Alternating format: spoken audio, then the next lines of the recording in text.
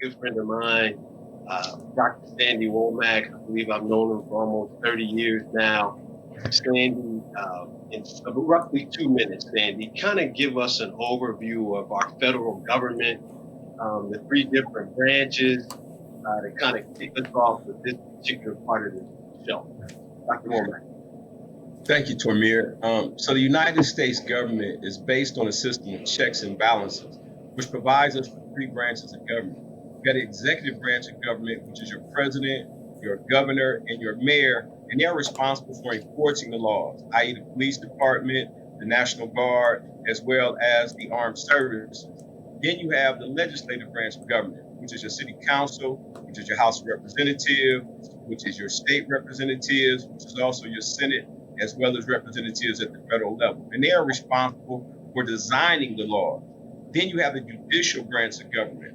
And that judicial branch of government is responsible for interpreting the law. So when you vote, you have an access to impacting all three branches of those governments. And to give you an example of what that actually looks like is this.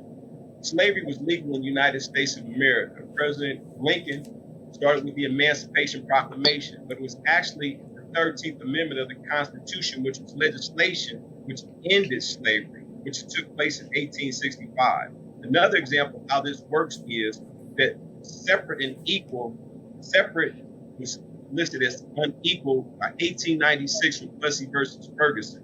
But in 1954, the Supreme Court, who has the ability to interpret the law, made a decision with Brown versus Board of Education, which overturned separate and unequal, which was Plessy versus Ferguson. So all three branches of those government makes it possible for us as U.S. citizens to have a system of checks and balances. So when you vote, you find yourself in a situation where you can impact all three branches of government. This is not just Trump versus Biden. This is legislators at the House and at the Senate.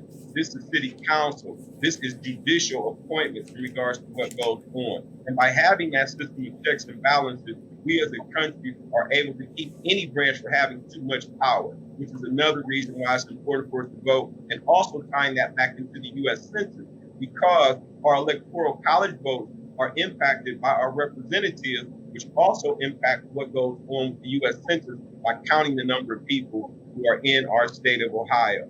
So that is a 2-minute brief summary of our three branches of government and what takes place with the executive, judicial, and legislative branches of government.